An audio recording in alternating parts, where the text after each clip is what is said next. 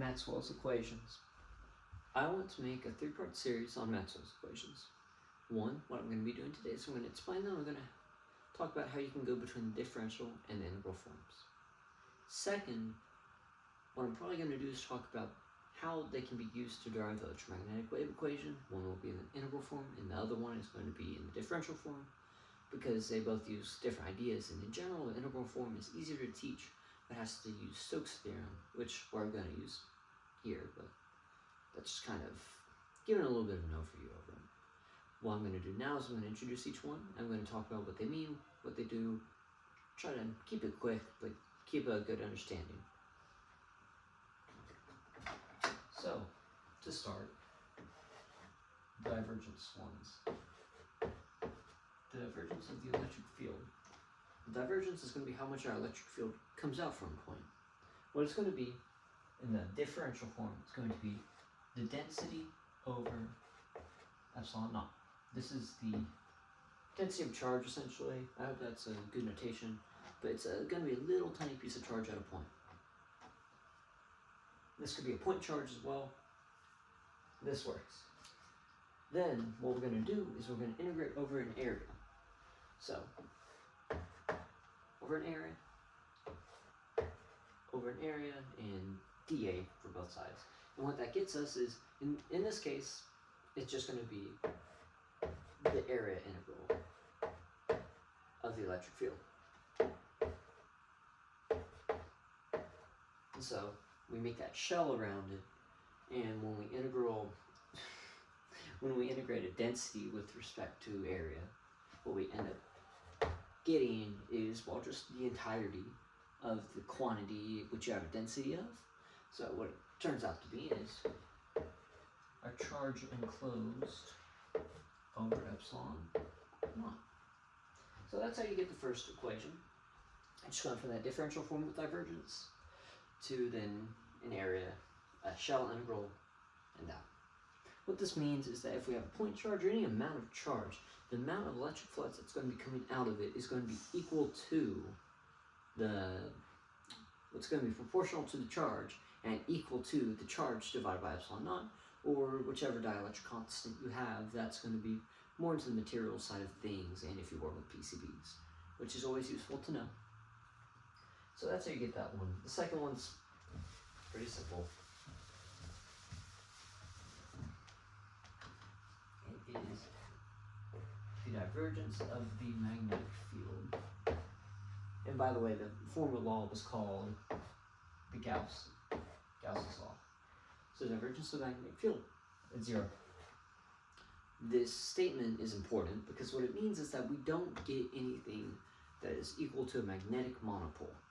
We cannot get, there's no magnetic field line that leaves that does not come back in. And if it does not contain any magnetic element, then it is inherently going to be 0, because the flux comes in and it comes out.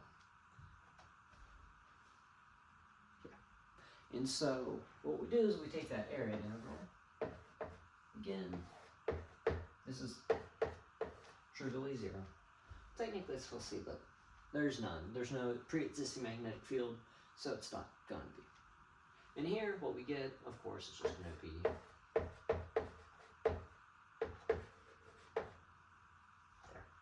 It's pretty trivial. You're just doing that area integral of the divergence. And that.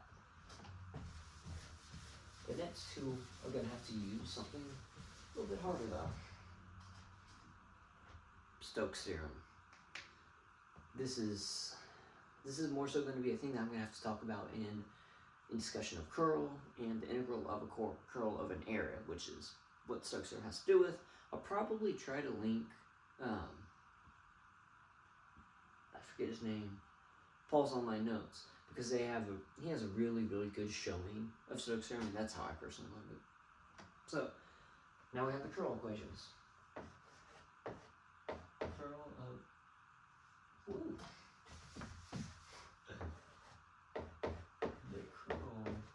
Electric field is equal to the negative change of magnetic field. No, my bad. Negative change of the magnetic field with respect to time. So that's how we get that. And that would be evaluated at that point in time. I mean, at that point in space. So what we do is we take the area integral. And so what's going on this right side, which is what I want to simplify first, is that we know is that we're taking the derivative of the partial of the magnetic field with respect to time. So what we really end up having is the negative derivative with respect to time of the magnetic field integrated dot dA, which one has to recognize that is magnetic flux itself. And over an area, well, there's no other point, it's just over that area.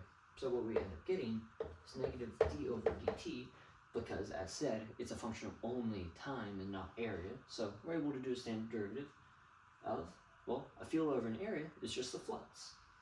So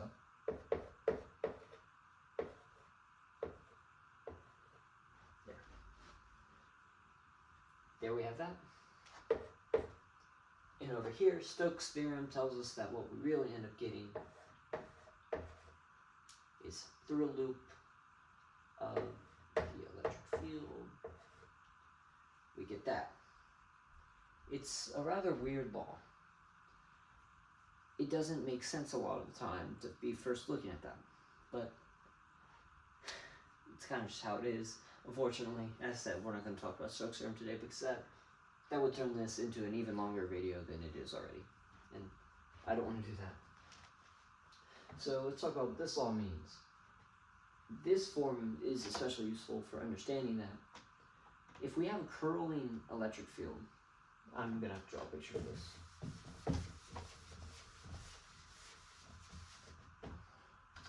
If we have an electric field that curls, this is a negative curl, so I'll just have to think about that in my head. Negative on our left side. And what that means overall is that we're going to have a positive change in flux in terms of B. So, well, it's kind of hard to draw into the board, but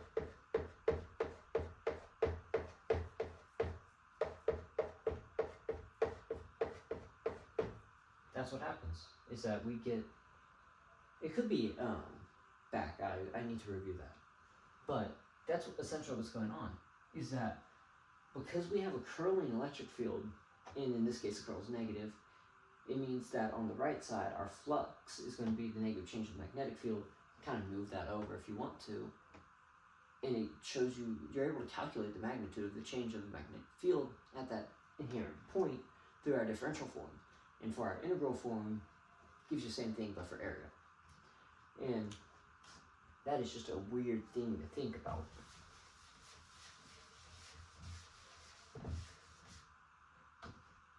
And now our last equation, it's got a little bit more moving parts, but it's not too bad. To be equal to, and then what that gives us is mu naught times J, which is the charge density. Mu naught times the charge density. It's going to be equal to, oh my bad, then a plus mu naught epsilon naught, the change of the electric field with respect to time. So this kind of does, we got that moving part. So what we're going to do is we're going to, again,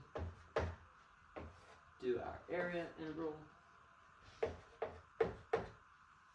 and we're going to apply the same rule here. So what we can just do, remember the change of the field is really just going to be the change of the flux with respect to time when we're doing it over area. So we're going to have mu naught epsilon naught, and then change of electric flux with respect to time. And on this side, because we're integrating over a current density through an area, what we get is the total current through that area, or the charge or the current enclosed, which gives you the common form, which is mu naught unenclosed, which is probably what you're going to learn in your physics class. And then here again, it's just going to be Stokes' theorem, so that line integral around that line of BDO. This means the same thing. The curl of a magnetic field, if it's going to have to do with the change in electric field, that means that our change in magnetic field is going to create a change in electric field. This is a very, very important fact, because think about it. If we have a curl in a magnetic field that makes our electric field, that electric field is going to make another magnetic field. So what we get is two fields making each other. And that is exactly how electromagnetic waves self-propagate. It sounds obvious when I say it. There's a reason it took until Maxwell to get it. I actually ordered his original book, booklet, however you want to call it, where he called it the dynamical theory of electromagnetism. It was not a simple idea, especially we have a nicer language of vector calculus than they did in the day. I know to do these symbols. In Maxwell's original paper, he all writes it how it was shown in the day, because you'd have like the integral of I believe it's PdX plus Q dy, and then you end up, and it says the curl is going to be this particular thing. We have our nice ways of doing it, which is why I really want to put a lot of emphasis. If you don't already know how to learn this vector, learn your gradient vector, I already made a video on it, and then your cross product and your divergence, your cross product and your dot product, where then if you do it with the field, what you end up getting is your divergence and your curl, which makes sense when you talk about it. I might do a more in-depth idea and talk about them as individuals. I know Grant Sanderson, he has a really good video where it's him talking about divergence and curl just as a language of things, but he does go into a small bit on why it makes sense as a cross product of small little changes and divergence just the sum. So that's about all I have to say about Maxwell's equations altogether. What I'm going to do eventually, I've tried recording it, but my phone stopped recording halfway through. I tried twice, actually. I tried twice to make an integration by parts video. My phone ran out of storage both times. And then for the other time, I actually recorded the derivation of the electromagnetic wave and wave equation and all that, but the phone stopped recording, unfortunately. So I'm working on things. It's been a little while since I last uploaded. A little while. I've been pretty good about trying to be consistent. I've got a lot of work that I've been doing. I've been studying for my AP Physics C test and doing good in vector calculus. So that's about all I have to say for now. Thank you all for watching my video, and have a good rest of your nights.